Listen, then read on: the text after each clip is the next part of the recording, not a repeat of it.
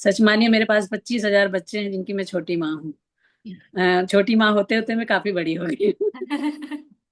तो सारे बच्चे आगे बढ़े, पब्लिकेशन भी आगे बढ़े।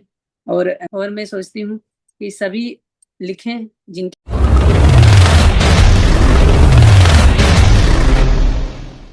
Welcome to S H publication. मैं हूं अंकिता सिंह, आपकी होस्ट एंड दोस्त, और आज हमारे साथ है रीमा ठाकुर मैम। रीमा ठाकुर मैम की ऑलरेडी 25 उपन्यास, 250 लघु कथाएं, 500 कहानियां और 50 कविताएं प्रकाशित हो चुकी हैं। और हमारे साथ एस एच पब्लिकेशन के साथ ये उनकी दूसरी अ, मैं कहूंगी पुस्तक है, जिसका नाम है कथा सरिता। तो मैम, आपकी पुस्तक जी, हमारे साथ प्रकाशित हो चुकी है और ये अवेलेबल है हर प्लेटफॉर्म पे आपके पाठकों के लिए। तो आपको कैसा लग रहा है? बहुत बहुत धन्यवाद आपका, अंकिता जी। मुझे बहुत ही खुशी हुई कि मेरी ये बुक दोबारा इस पब्लिकेशन से आई है। और इसमें बहुत ही अच्छी कहानियां भी हैं। और इन्होंने बहुत ही अच्छे तरीके से इसको प्रेषित किया है। मुझे बहुत खुशी है कि हम लोग इसको मेरे घर तक आप लोगों ने पहुंचाया। जी, इस बुक को इस पब्लिकेशन ने बहुत अच्छी तरह से प्रिंट किया है। इसमें कोई कमी नहीं है और बहुत ही अच्छी बुक है। हम लोगों के बीच और हमारे समाज के बीच में आई है। काफी लोग इसको लेकर उत्साहित हैं और मैं भी बहुत उत्साहित हूँ। मैं चाहती हूँ अगली आने वाली बुक भी मेरी इसी पब्लिकेशन द्वारा प्रकाशित हो। और ये मेरे लिए सौभाग्य की बात है कि आप लोगों ने बहुत ही अच्छी बुक मेरी प्रकाशित की है। धन्यवाद बहुत बहुत। Thank you so much ma'am.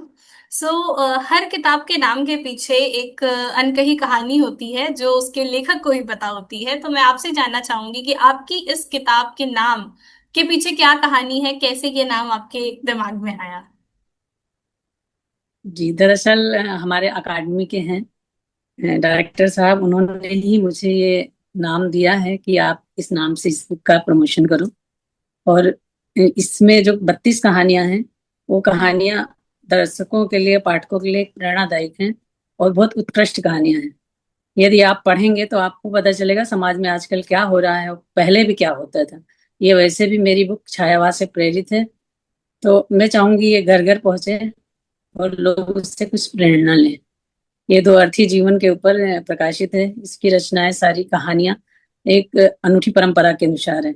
जब आप जो भी पाठक इसको क्या, और कथा सरिता नाम का मतलब है कथा सरिता मतलब बिल्कुल सलीला की तरह, मतलब कहानियां लगातार बहती हुई, हाँ। जो कि आपके लिए और पाठकों के लिए बड़ी शुभ संदेश देने वाली हैं। तो बहुत इसीलिए इसका नाम पड़ा कथा सरिता, क्योंकि अमेजिंग। इसमें अनूठी कहानियां हैं, उत्कृष्ट भी हैं। और शायद ही कोई ऐसा जीवन का पहलू हो जिसमें ना किसी ने छुआ हो। तो मैं चाहूंगी इसे सभी लोग पढ़ें। Great ma'am. ओके। सो आपको कहानियां लिखने की प्रेरणा कहाँ से मिलती है? और जैसे हर किरदार की जब हम बात करते हैं, तो वो पहले लेखक के दिमाग में कहीं ना कहीं बनता है, और फिर जाकर के वो पुस्तकों में प्रकाशित होता है। तो मैं आपसे जानना चाहूंगी कि ये सारा जो आप करते हैं, ये प्रेरणा आपको कहाँ से मिलती है? अंकिता जी, ये तो गॉड गिफ्ट ही समझिए मेरे लिए। पर हमारे आसपास ये कहानियां होती हैं जी, जो हम बिल्कुल। लोग सुनते हैं, पढ़ते हैं, पर उसमें से जो कुछ मुझे लिखने लायक होता है उसको मैं उसी में से निकालती हूँ, अमेजिंग। ताकि लोग जान सके। और मेरी कहानियों में ये नहीं है कि जो बुरा है उसी उसी को बुरा बनाया जाए। हम्म। मेरी कहानियों में सामने वाला बुरा क्यों बना वो भी दर्शाया जाता है। एक खलनायक को नायक के रूप में भी प्रेषित किया जाता है, ताकि वो उसके जीवन में क्या घटा, क्यों वो खलनायक बना या क्यों खलनायिका बनी, उस चीज का दोनों तरफा जीवन दिखाया जाता है। मान लो मैं एक नायिका हूँ और सामने खलनायक है, तो मैंने मेरी अच्छाई दिखाई क्योंकि मेरे बारे में मैं जानती हूँ, पर खलनायक के बारे में कोई नहीं जानता वो खलनायक क्यों बना। किसी भी कहानी में ये मोड़ है कि कोई बुरा बना, या ननद है या सास है या कोई भी खलनायिका है। कोई भी रिश्ता ले लो, बहू बुरी है तो क्यों बनी। तो उन चीजों को पढ़कर उनसे बाहर कैसे निकला जा सकता है, ये संदेश है। तो मैं दोनों तरफ की कहानी को एक में जोड़कर चलती हूँ। इसीलिए मेरी कहानियां उत्कृष्ट भी होती हैं और लोगों को हाँ। पसंद भी आती हैं। जी, धन्यवाद। अमेजिंग। सो मैम, आपकी इस किताब में से कौन सी कहानी ऐसी है जो आपकी मन पसंदीदा है, या फिर जिस किरदार ने आपका दिल छुआ है?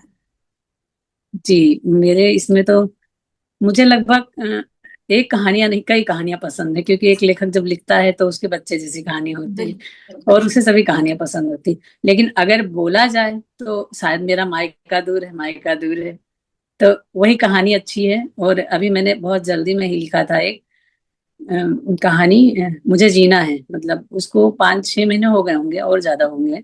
तो वो कहानी मेरे दिल को छूती है। उस कहानी में मैंने दिखाने की कोशिश की है कि पहले के समय में बाल विधवा होती थी स्त्रियां, तो उन्हें कैसे, मतलब आगे के जीवन में आगे बढ़ना होता है। और उन्हें सती प्रथा के खिलाफ मैंने कुछ लिखा है इसमें, कि अगर सती होती हैं तो उनको उनके क्यों क्यों होती हैं, क्योंकि 100% में महिलाओं में से एक महिला सिर्फ सती होना चाहती है, सभी नहीं, 99% नहीं। तो वही चीज दिखाया गया है कि हम उनको कैसे पहले के समय में लोग सती कर देते थे, कैसे धोखा देते थे। तो कहानी का मूल उद्देश्य यही है कि हम लोग वो कहानी जो भी पढ़े वो समझे कि पहले किस तरह महिलाओं के साथ किया जाता था। तो अगर ये किताब पढ़ेंगे तभी लोगों को ये कहानी समझ में आएगी। मैं आज ही बता दूंगी कहानियां तो फिर शायद हर कोई व्यक्ति बात करेगा लेकिन पढ़ेगा नहीं। बिल्कुल। जी मैम, ओके। तो आपकी किताब की एक ऐसी कहानी के बारे में हमसे बात करिए जिस कहानी और जिस किरदार को आप, अगर आपको मौका मिले तो आप स्वयं जीना चाहेंगे। जी, तब इस किरदार को जीने के लिए मुझे, मेरी पहली ही कहानी है मेघवर्णी। जी। अगर मैं जीना चाहूँ तो इस टाइप का जीवन जीना चाहूंगी, ओके। क्योंकि ये बहुत ही अच्छी कहानी है। हम्म। एक क्या बोलते हैं, एक बहुत ही गरीब घर से है, आदिवासी परंपरा के अनुसार ये कहानी लिखी गई है और इसका एक राजनेता के स्तर पे आगे बढ़ाई गई है। तो ये कहानी बहुत ही अच्छी है। और ये मैंने अभी बहुत जल्दी, मुश्किल से ये बुक प्रिंट होने के 1-2 हफ्ते पहले ही लिखी थी। ओके। तो इसको मैंने इसलिए पहला स्थान दिया है कि लोग इसको पढ़ें और समझें। तो अमेजिंग। इसी तरह की बहुत सारी कहानियां हैं इसमें, 32 कहानियां मेरे हिसाब से। सभी कहानियों में कुछ ना कुछ उद्देश्य है जी। पाठकों के लिए। जी। जी। सो जब भी हम आपके कहानियों की बात करते हैं तो आपकी कहानियां समाज के किसी न किसी पहलू को छूती हैं, उनके बारे में बात करती हैं, उनकी कुरीतियों के बारे में बात करती हैं। तो मैं आपसे जी। जानना चाहूंगी कि अगर हम, आज भले समाज कितना भी विकास कर रहा है, फिर भी हम जानते हैं कि कुछ कमियां जरूर हैं। तो आपके हिसाब से कौन सी वो सबसे बड़ी कमियां हैं जिन पे जल्द से जल्द काम होना चाहिए, ताकि हम सभी का जीवन थोड़ा अच्छा हो सके, बेटर हो सके? जी। जी, सबसे पहले कमियां तो ये है कि हम खुद के लिए जिए। जी। जब हम खुद अपने लिए जिएंगे, खुद मतलब मानसिक स्तर हमारा ऊंचा होगा तो भी हम सामने वाला का नजरिया देख सकते हैं। सामने वाले का नजरिया देखने के बाद उसे समझाया जा सकता है, क्योंकि घूम फिर के एक स्त्री स्त्री को इस लपेटे में लेती है, मतलब कि गिरा देती है। जी। अगर हम स्त्रियां ही समाज में एक दूसरे को समझें, एक दूसरे की प्रेरणा बने, तो हमें कोई भी रोक नहीं सकता, क्योंकि स्त्रियों में नारी शक्ति है, स्त्रियों में ही सब कुछ है। तो एक घर को अगर एक स्त्री आबाद करती, बर्बाद भी करती है। तो अगर अच्छी स्त्रियां होंगी तो सामने वाली स्त्रियां जो बुरी हैं वो खुद ही उनको देखकर सीख सकती हैं।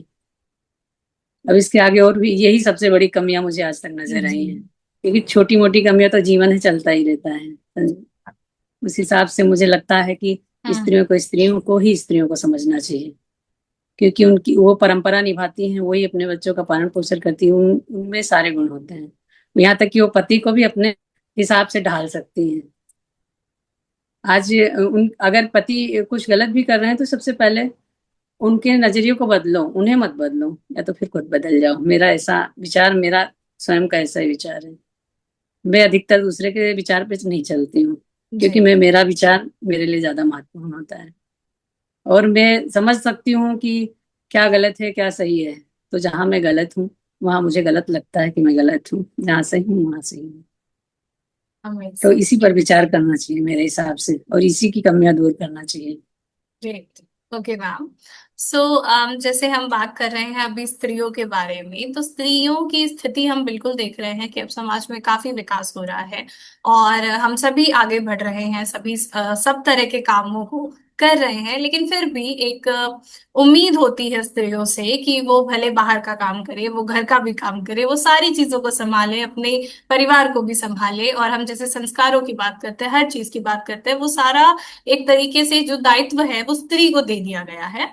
तो उसके बारे में आप क्या कहना चाहेंगी? क्योंकि स्त्रियों को हर पहलू को संभालना है और मतलब ऑब्वियसली है तो at the end of the day वो भी इंसान ही। तो किस तरह से इन सारी चीजों को वो कर सकते हैं और किस हद तक ये सही है ये सारा, कि हम स्त्रियों से ही सारी की सारी एक्सपेक्टेशन बांधते हैं, तो वो किस हद तक सही है? देखिए, मैं इस पे बोलना चाहूंगी, आवेल मुझे मार, स्त्रियों ने खुद ही चुना है। तो मेरा ये कहना है कि अगर स्त्रियां चाहती हो काम करें तो मेरे ख्याल से वो फिर एक सीमित परिवार में विवाह करें, क्योंकि अगर फैमिली रहेगी तो इससे बचा नहीं जा सकता है। और कोई स्त्री नहीं चाहती कि मेरे भाई, पिता या मेरे पति कुछ काम करें। हाँ, थक जाती जरूर, खेती करवा लें, लेकिन ऐसा नहीं है। और मेरे हिसाब से मैंने इसीलिए नौकरी नहीं चुनी। सिर्फ एक समय बचा हुआ अपना एक शौक पूरा किया। और मुझे क्योंकि लिखना है, मैं मेरे नजरिए से अगर देखती हूँ तो मुझे लगता है कि अगर सास है और बहू काम कर रही है तो ऑलरेडी सास को उसमें हेल्प करना चाहिए। जैसे मैं हूँ, मेरी बहू है तो मैं हेल्प करती हूँ जी। अधिकतर। तो इसी तरह से समझना चाहिए कि वो व्यस्त है और किसके लिए जीवन जी रही है, आगे बढ़ रही है। कि स्त्री स्त्री अगर बढ़ रही तो दूसरी स्त्री, वो उसकी ननद है, सास है, बहन है, या कोई भी, तो उसे आगे प्रोत्साहित करना चाहिए। बिल्कुल। और रही पति की बात, तो पति तो स्वयं ही, आजकल समय बदला है तो वो भी बदले हैं, हेल्प करते हम्म। हैं अधिकतर। 100% तो नहीं कह सकती हूँ, लेकिन 70% तो है, हेल्प करते हैं किसी के भी पति। जी। और ओके। स्त्रियों को आगे बढ़ना भी चाहिए, मुझे लगता है कि वो पुरुषों से श्रेष्ठ कर सकती हैं। हाँ। जी। अमेजिंग। हाँ, ओके। तो अगर मैं आपसे कहूँ कि आपको कोई दो ऐसी शिक्षाएं या दो ऐसी बातें यहाँ पर कहनी है जो कि एक स्त्री को अपने परिवार को या फिर समझानी चाहिए, या जिससे कि ये जो समाज है वो कुछ बेटर हो सकता है, कोई भी दो जी, बातें। दो बातें। पहली बात है, बेटियों को पढ़ाना तो चाहिए, क्योंकि मैं इसमें समर्थन करती हूँ। अगर नहीं भी पढ़ा सकते हैं, नहीं चल रही, अभी भी अवसरवादी समय है, जहाँ अवसर मिल रहा है लोग कर रहे हैं, नहीं हो रहा है तो नहीं भी कर रहे हैं। तो अगर आपकी बच्ची पढ़ने में अच्छी है तो उसे पढ़ाइए, नहीं अच्छी है तो उसको घर का काम सिखाइए। मतलब दोनों में से एक चीज तो महत्वपूर्ण है। अगर दोनों में से एक चीज भी लड़की सीख गई तो उसका जीवन अपने आप निकल जाएगा, उसमें कोई दो राय नहीं, और बहुत अच्छे से जिएगी वो। और आगे बढ़ना चाहिए। और यही यही मेरा एक संदेश है कि किसी की किसी का बुरा मत करो, अपने लिए अच्छा सोचो, दूसरों के लिए अच्छा सोचो, सब अच्छा हो जाएगा। क्योंकि कर्म प्रधान है, और कर्म के हिसाब से आप जो भी काम करेंगे वो कर्म उससे उसी तरह से पेश आएगा। तो जी और जीने दो, मेरा पहला संदेश है, पहले भी मैंने यही बोला था, आज भी यही बोलूंगी कि जी और जीने दो। Amazing ma'am. ओके। सो हम जब अपनी लाइफ की बात करते हैं तो हम सभी की लाइफ कहीं ना कहीं एक कथा की ही तरह है जिसमें अलग अलग मोड़ होते हैं। तो आपकी लाइफ के कुछ ऐसे मोड़ के बारे में हमें बताइए जिसने आपको जीवन भर की सीख दी है, और जिन सीख को और जिन मोमेंट्स को आप यहाँ हमारे साथ शेयर करना चाहेंगी। सीख तो पूरी लाइफ ही सीखते सीखने निकल गई। जी। विशेष तो कुछ ऐसा नहीं है, पर मैं इतना सोचती हूँ कि हम महिलाओं को अपने बच्चों से अच्छी सीख देनी चाहिए, और उनके सामने वही कुछ करना चाहिए जिससे वो अच्छी सीख, वो भी वही करें। क्योंकि अगर हम बुरा कुछ करेंगे तो बच्चों पे वही चीजें जाएंगी, जैसा अन्न वैसा तन। ऐसा होता है कि हम लोग मन से कुछ और सोचते हैं और बच्चों को कुछ और सिखाते हैं। तो हम लोगों को वैसा ही करना चाहिए। और सीखते सीखते तो पूरा जीवन ही निकल जाता है, कभी हम सीख नहीं पाते हैं। सही बात तो है। मेरा यही कहना है कि सीखते रहो, आगे बढ़ते रहो। जीवन है, संघर्ष आएंगे, पर चले भी जाएंगे। जैसे दुख सुख नहीं रुकता तो दुख भी नहीं रुकेगा। Now I would like to know from you कि जब भी हम एक किताब की बात करते हैं तो हर किताब को एक लेखक बहुत ही प्रेम से दिल से लिखता है। और बिल्कुल कई बार क्या हमेशा ही हम ये चाहते हैं कि ज्यादा से ज्यादा पाठकों तक हमारी किताब पहुंचे। तो बुक मार्केटिंग के बारे में आपका क्या ख्याल है, आप क्या सोचती हैं और आप स्वयं इसको कैसे मतलब आपके क्या विचार है कि किस तरह से आप अपनी बुक की मार्केटिंग कर सकते हैं? देखिए अब तो बहुत सारे ऑप्शन आ गए हैं। जी।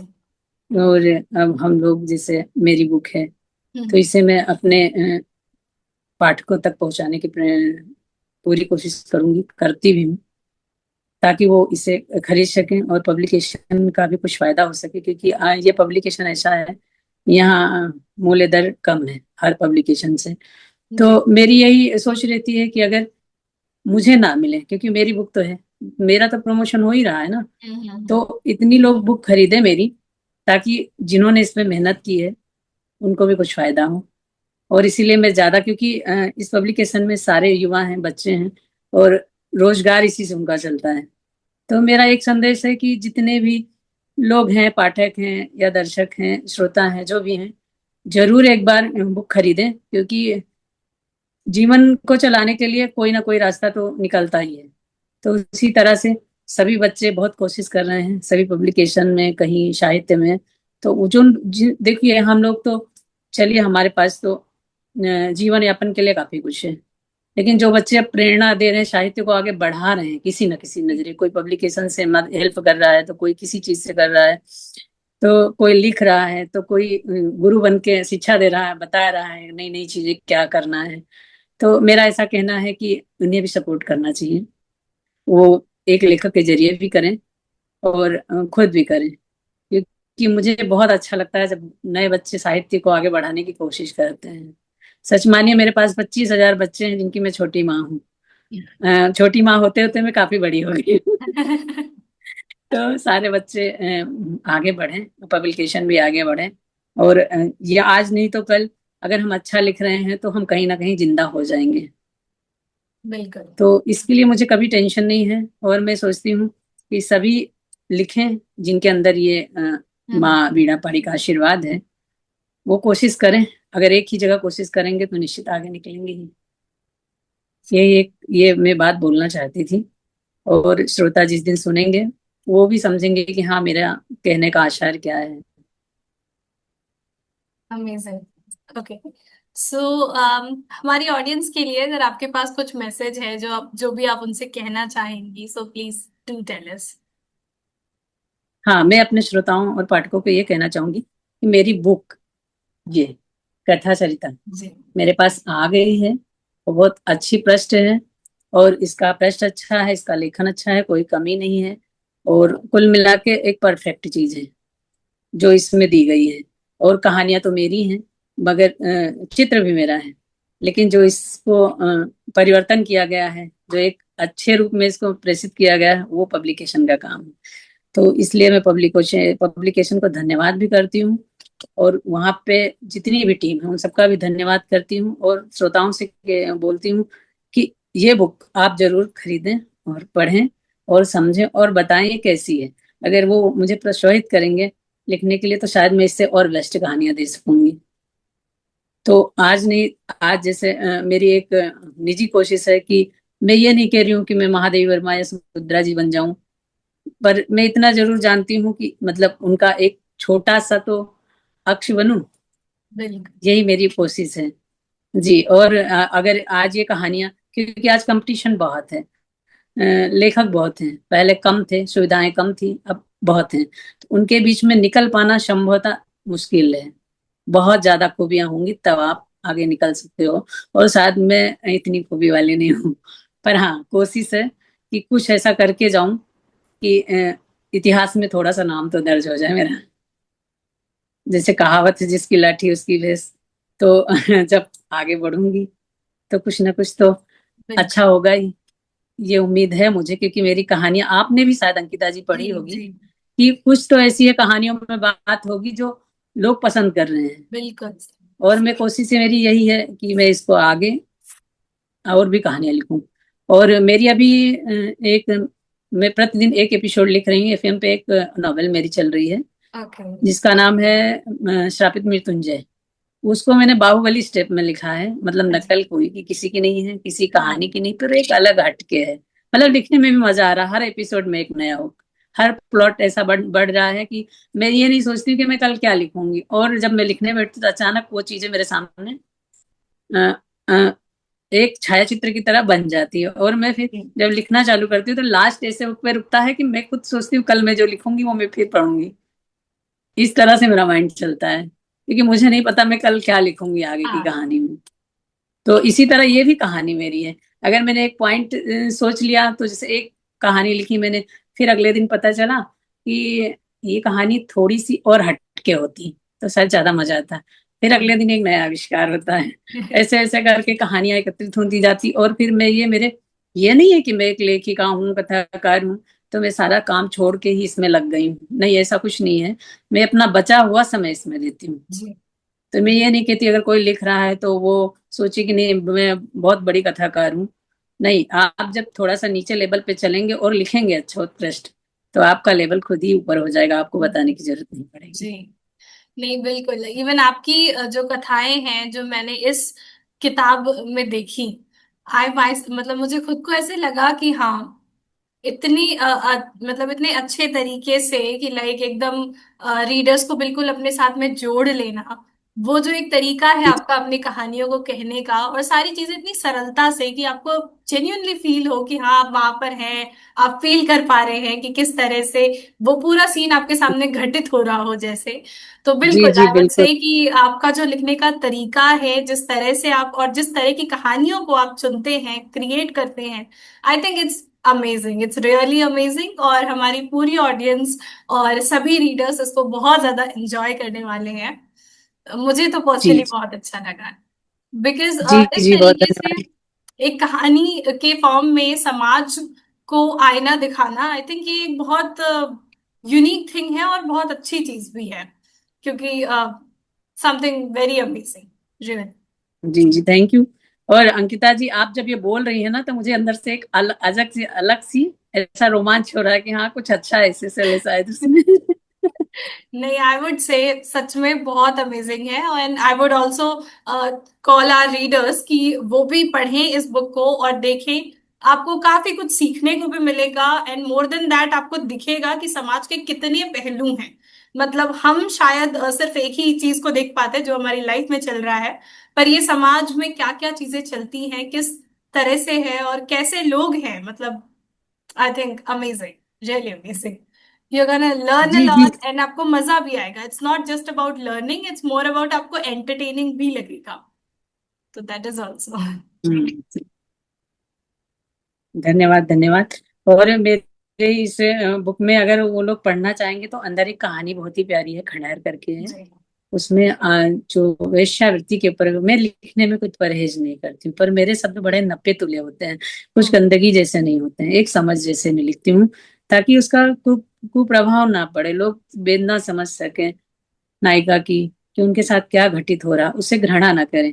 इस टाइप की दो तीन कहानियां इसमें हैं, जो जी। कि मूल रूप से सत्यता की परख है, सत्य भी है उसमें। मैं ये नहीं कहूंगी कि ये कोई काल्पनिक है, और हम्म। ये भी नहीं कहूंगी कि सत्य है, क्योंकि सत्य में खोज बहुत होती है और काल्पनिक में लोग छोड़ देते हैं। तो इसलिए इन दोनों के बीच में भंवर में मेरी कहानी नहीं फंसाऊंगी। लेकिन इतना है तय कि कहानी बहुत अच्छी है, अगर खंडहर पढ़ेंगे तो देखेंगे एक अमानवीय इंसान और इस दुनिया में है। जी। उनके अंदर न दर्द है, न किसी के लिए रहम है, इस टाइप के भी इंसान दुनिया में है। हर कहानी में कुछ ना कुछ ऐसी संवेदनाएं हैं। अभी जैसे हमारी ये कहानी है जो अभी मैंने बताई, मुझे जीना है, तो उसमें पुराने जमाने की एक बात है कि दादी उसको बचाती है, जब उसके पैरों में सुतली बांधी जाती है और उसको सोमरस दिया जाता है। सोमरस मतलब उसका धतूरे का बीज का जी। जूस। हम्म। उसको अगर कोई पी लेता है, अब ऐसा मैंने सुना है, कभी पिया नहीं है, बट उसको अगर कोई पीता है तो वो अंदर से कुछ और सोचता है, लेकिन उसकी जो प्रक्रिया होती है वो हंसने की होती है, गिर लड़खड़ाने की होती है, चलने की होती है, एक मदहोश बन। जी। तो वो जब सुतली बांधी रहती तो जब वो बाहर निकलती है तो वो गिरती पड़ती निकलती है, तो लोग सोचते हैं कि इनको माता जी आ गई। ऐसे माता जी, वहां क्षमा करें क्योंकि माता जी की भक्त हूँ मैं, लेकिन फिर भी मतलब उस चीज को मैं सिर्फ दिखाना चाहती हूँ। जी। और मेरी वैसे भी आध्यात्मिक हूँ, मैं बहुत मानती हूँ इन चीजों को, लेकिन मैं वो सच्चाई एक दिखाना चाहती हूँ, अंधविश्वास नहीं। तो मैं सोच, मेरी उसमें सिर्फ एक छोटी सी कल्पना भी है उसको ढालने में, कि जब वो नारियल और बहुत सारी मालाएं, मुंडमाला जैसी धारण करके वो सफेद साड़ी में आगे बढ़ती है, तो उसके पैर में सुतली रहती है, तो वो गिर जाती है और फिर उठती है। और फिर वो कहती मेरा बेटा छोटा है, मतलब वो सोचती है अपने बच्चे के लिए रोती है, और उसका पति मर चुका है, वो सोचती है पति के साथ भी चली जाए, वो अंतर्द्वंद में फंस जाती है उस नशे में, कि मेरे पति के साथ रहूं कि मेरे बच्चे के साथ रहूं। फिर उसने सोचती मेरा पति तो चला गया, मैं बच्चे का साथ रहूं। फिर वो गिड़गिड़ाती है, और जब उसको चिता में बिठाने ले जाते तो पलट के दादी के पास जाती, पैर छूती और बोलती है, अपने बेटे को छूती है, उसकी दादी लेकर आती है, दादी सास, कि इसको देखो, मतलब अपने बच्चे का अंतिम दर्शन कर लो। तो वो एकदम से झुकती है और लड़खड़ाते शब्दों में बोलती है, दादी मुझे जीना है। और उसी समय पुराने मेरे रंगोटे भी खड़े हो जाते सोचकर वो सीन। तो वो दादी तुरंत मसाल ले लेती है और अब निर्णय सुना देती है कि मैं अपनी बहू का सती नहीं होने दूंगी। पूरा गांव उनको छोड़ देता है, पूरा शहर छोड़ देता है, लेकिन दादी अपने साथ लेकर बहू को चली।